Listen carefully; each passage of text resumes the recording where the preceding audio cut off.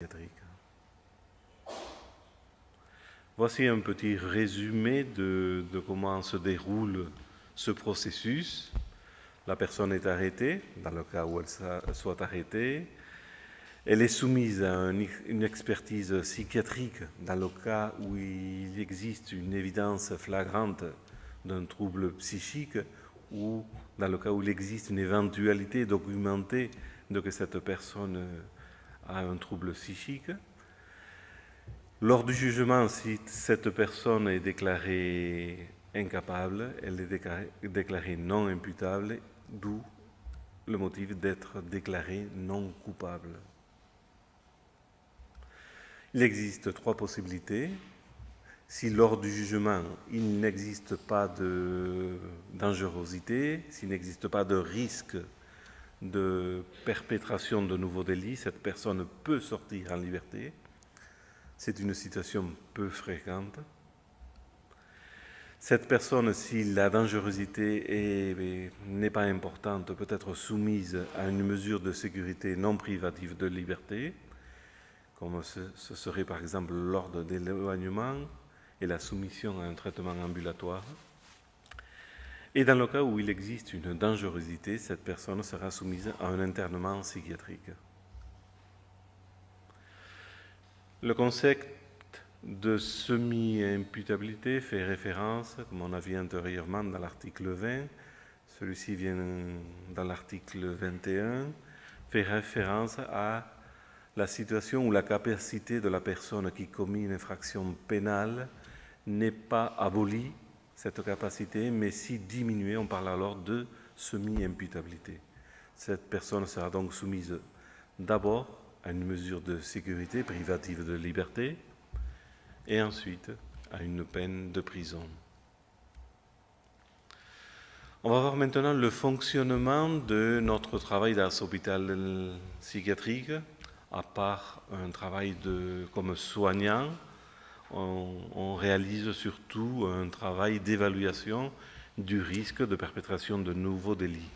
C'est notre travail, notre obligation d'informer les juges, d'informer les tribunaux de l'évolution de ces patients.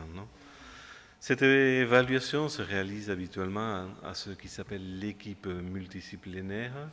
C'est une réunion interdisciplinaire consultative qui est composée par le directeur ici présent, une juriste, les professionnels soignants et disons qu'on fait chaque 6 mois à peu près une réévaluation de la valoration de ce risque de dangerosité. Dans ce conseil, après ce conseil, les conclusions qui sortent de ce conseil sont élevées et doivent être avalisées par le conseil de direction de l'hôpital et ensuite élevées au juge de vigilance pénitentiaire et au tribunal qui a dicté la sentence. L'évaluation de la dangerosité, comment la fait-on ici ? Tout d'abord, et de forme primordiale, c'est l'évaluation clinique. C'est l'élément principal. Si on voit que le patient a une stabilité psychopathologique, je crois qu'on a gagné la moitié du terrain au moins. Évaluation d'une stabilité psychopathologique, il est nécessaire que le patient ait une conscience d'être malade, surtout pour qu'il ait la conscience d'avoir une nécessité de suivre un traitement. On doit faire une vérification de que ce patient ne consomme pas de toxiques dans la prison, à l'hôpital psychiatrique, que sa conduite soit appropriée lors des sorties et bien sûr à l'hôpital. On doit faire une évaluation de l'autonomie psychosociale qui dépend surtout du grade de détérioration de sa capacité cognitive.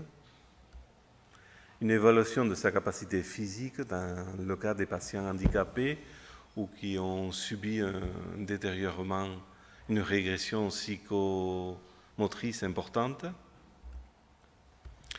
L'application habituellement cela le fait le psychologue d'échelle d'évaluation criminologique, une évaluation juridique on fait aussi, et une évaluation sociale surtout qui est très importante pour savoir dans les cas des patients qui ont un détériorement cognitif important, quelle famille va prendre en charge le patient ou quel réseau sanitaire, socio-sanitaire va prendre le patient en charge.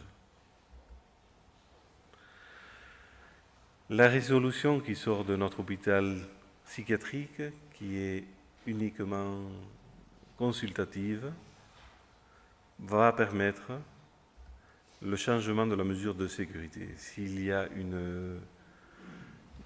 si la dangerosité se maintient, l'internement se maintiendra donc. Si la dangerosité disparaît, on pourra cesser la mesure de sécurité ou bien faire une substitution par un traitement ambulatoire. Habituellement, le traitement ambulatoire, c'est ce qu'on fait. Une autre possibilité qui dépend des juges, c'est la suspension de la mesure de sécurité. Le traitement ambulatoire ou l'intégration dans une structure socio-sanitaire. Comme je vous ai dit auparavant, les conclusions qui sortent de l'équipe multidisciplinaire sont élevées au conseil de direction de l'hôpital, qui l'élève à la fois au tribunal de vigilance pénitentiaire et au tribunal qui a prononcé la sentence ensuite. Voici nos statistiques.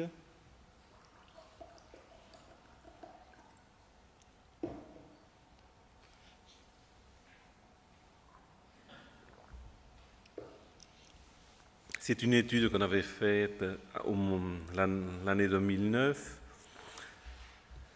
Voici la classe d'âge de nos patients, minimum 21, maximum 70, une moyenne de 42 ans. C'est une moyenne élevée par rapport à l'âge moyen des reclus des prisons conventionnelles.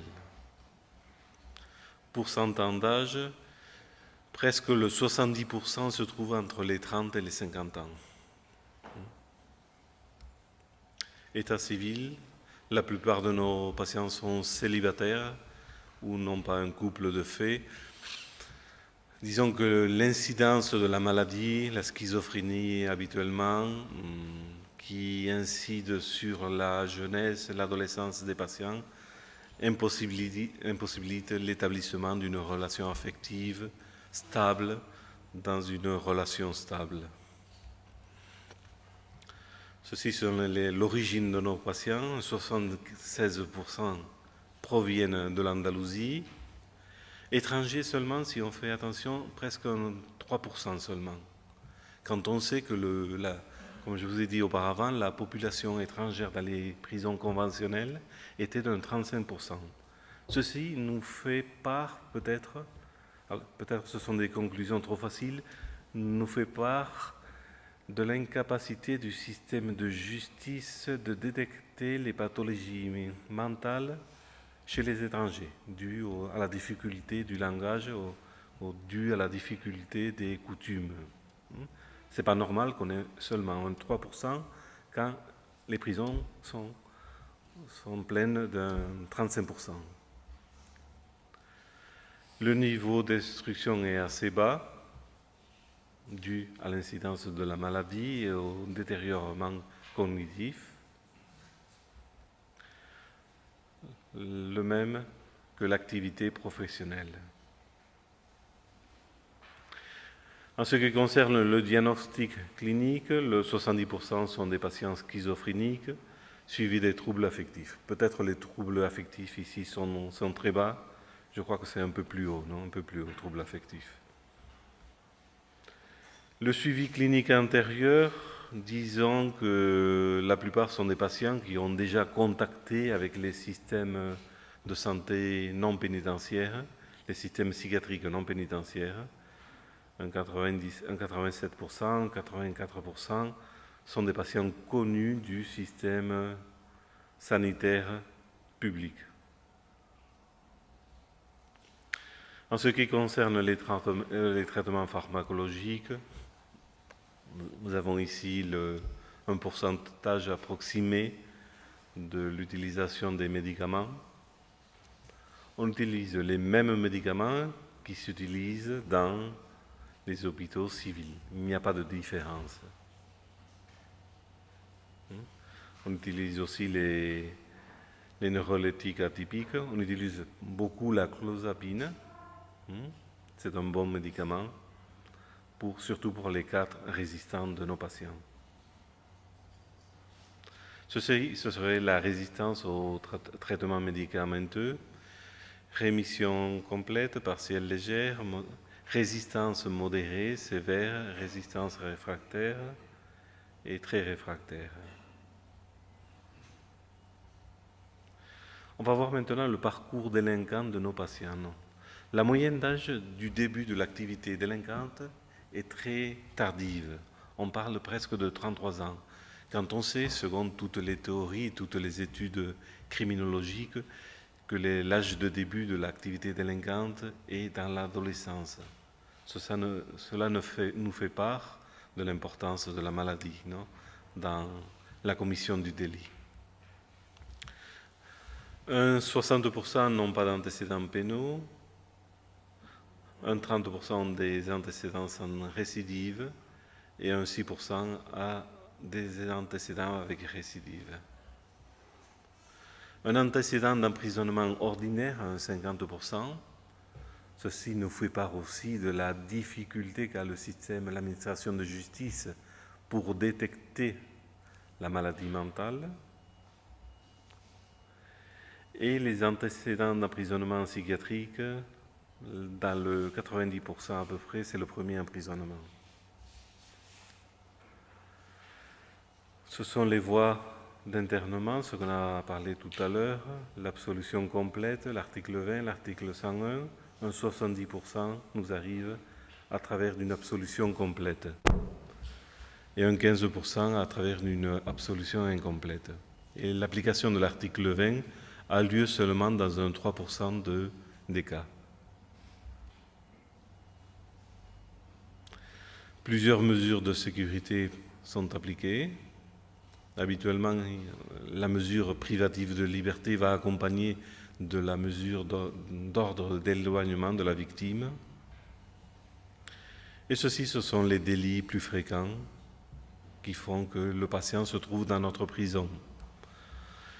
Les délits plus importants, comme sont l'assassinat, la tentative d'assassinat, l'homicide, la tentative d'homicide, le viol et l'abus sexuel, disons que ce serait l'incendie aussi, on pourrait le mettre ici, ce seraient les délits les plus importants, font à peu près un 30 à 35% seulement.